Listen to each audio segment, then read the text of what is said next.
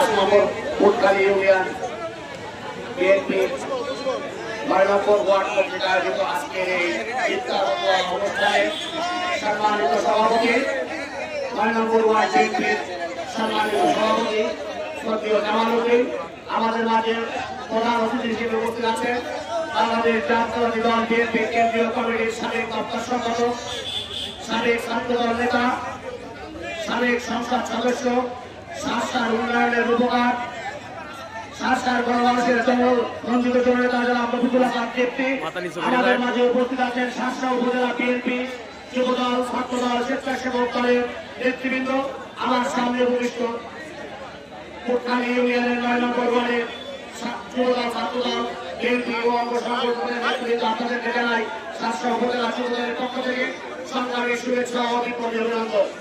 প্রিয় বন্ধুরা, আপনারা কি সবাই ভালো আছেন? আলহামদুলিল্লাহ।